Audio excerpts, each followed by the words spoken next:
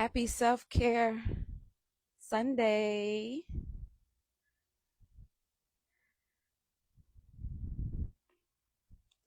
I know I gotta put my chapstick on. Can't be out here with no ashy lips talking to the people.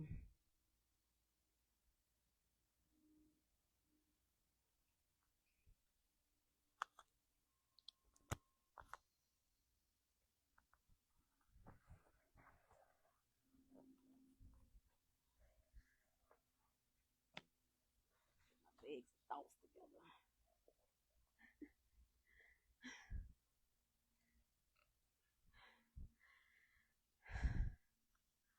Welcome back to day 7 of 30 days of financial okay financial wellness. Should have got this together with your faith and financial wellness coach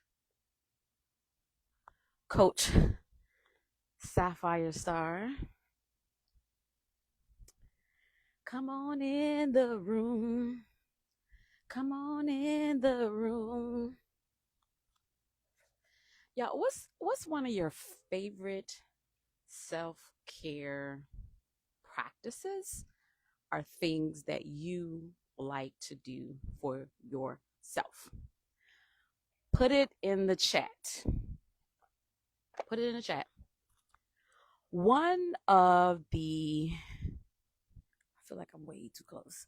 One of the many benefits I've experienced, as well as my clients who I've helped hundreds of people, especially women, get over the shame of money and the stress of living paycheck to paycheck, organize their finances to get out of debt, save to invest, and boldly walk into the life that they deserve. And one of the many benefits experience is, yes, connect with nature.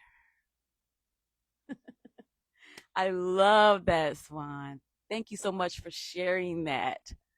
Thank you so much for tuning into the live.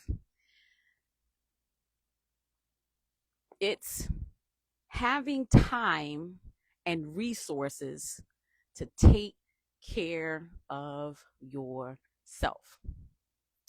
And as women, and maybe even society has taught us that taking care of self is selfish.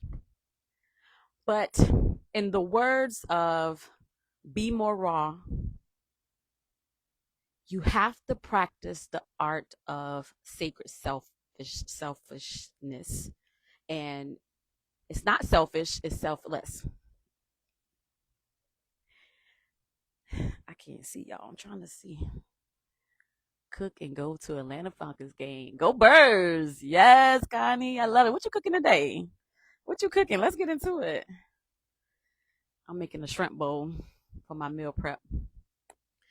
But yeah, that's a benefit of organizing your finances, is being able to have time to take care of yourself. I remember, back up, most people know me as this globe-trotting scientist, author, international speaker, and financial wellness coach.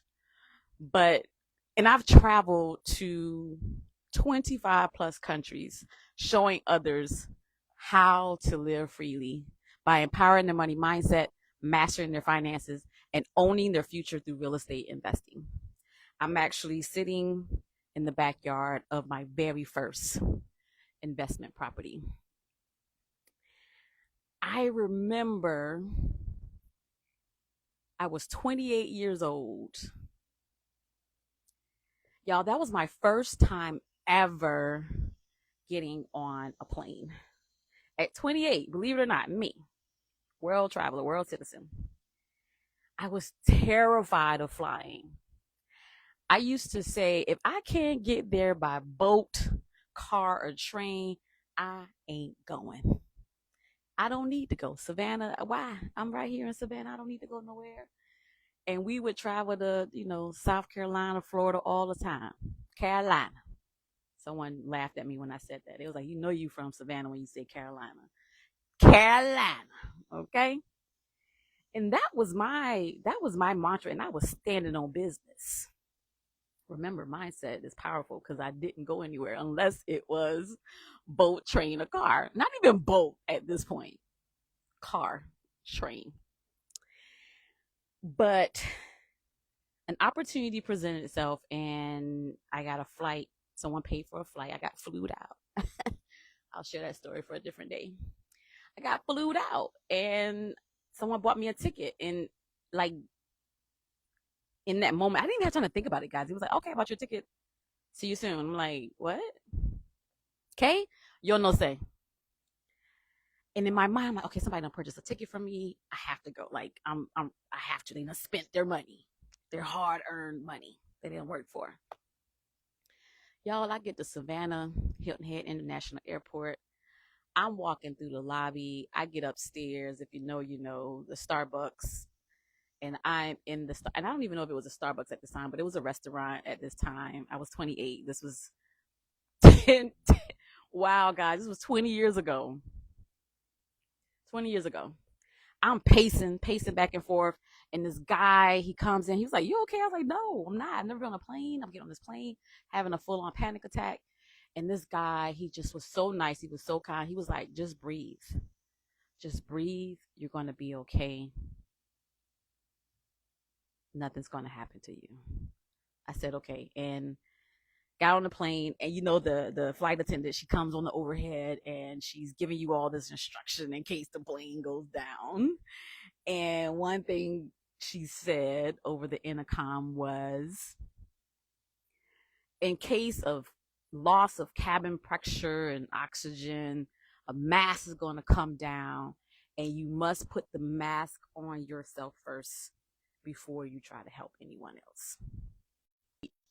It and stood out to me. I'm not sure why, but in that moment, I was like, never really thought about it like that. And that's what self care is all about. You can't take care or help nobody else if you are not taking care of yourself. And financial wellness equals self care, or self care equals financial wellness. Because once you are in a state of mind where you are not worried about money, you are fiscally responsible, you're managing your money, you're able to take care of yourself first, then your family, your community, you can serve the world.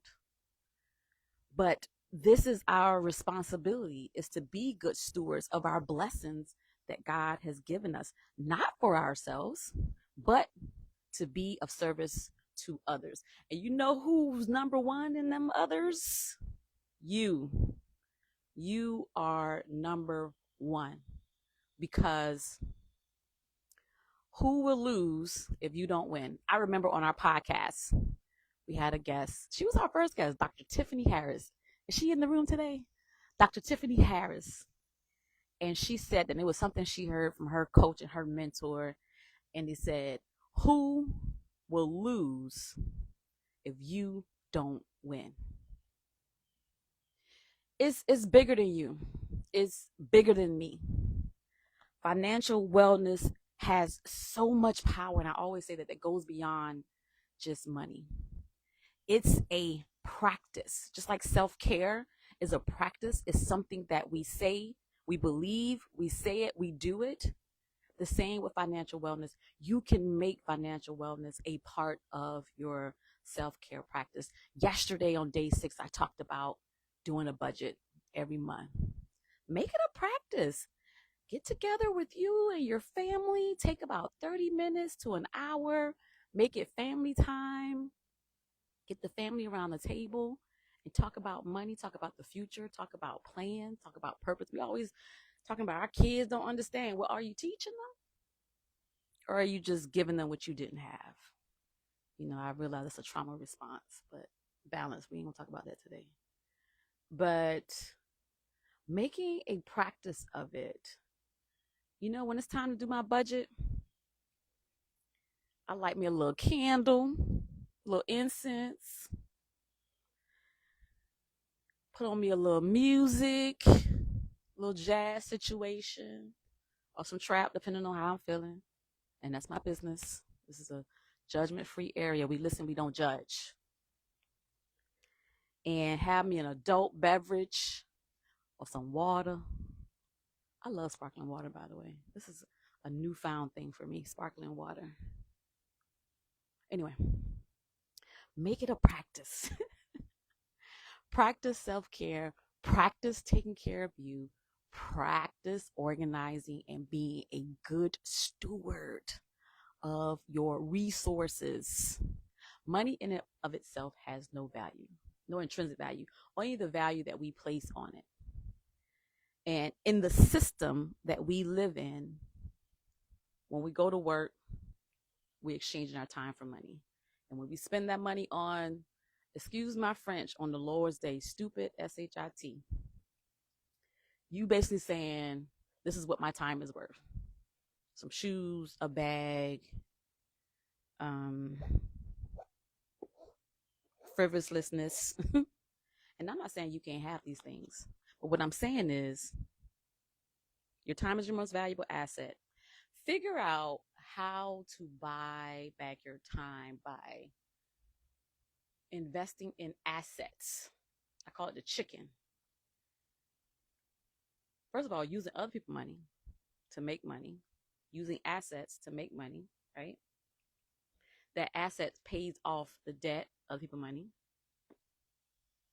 And that asset continues to pay you. You buy the chicken lay the eggs pay the debt paid off. Now you paying yourself, you continue to have the chickens. And these chickens and these eggs, the eggs, you continue to have the eggs. And then you can buy these liabilities.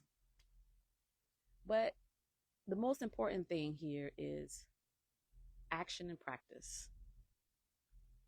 And so I challenge you to make financial wellness a part of your self-care practice. If you haven't already, we talked about the Great Lockdown yesterday, and it's not too late. I have a money and mindset challenge on my website, sapphirestart2rs.com, free 5-day money challenge that comes to your inbox for 5 days. Just tips and strategies to level up your money. You ready to level up your money? You ready to level up your life? Say yes in the chat section.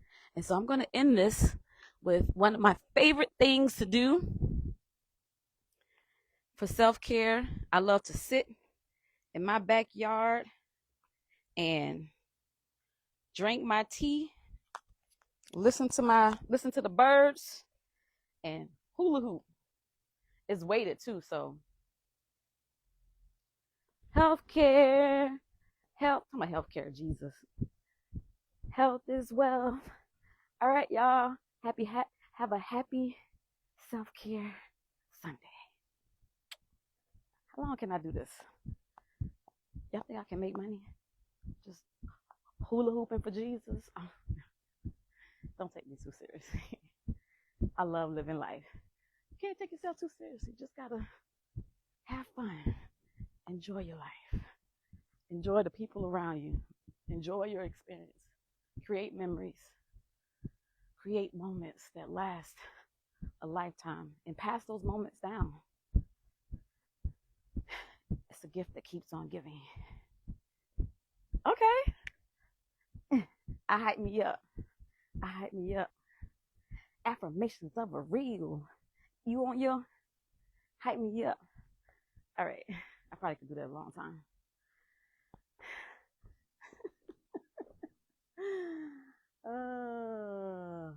Trying to see if I have any more comments. See y'all tomorrow.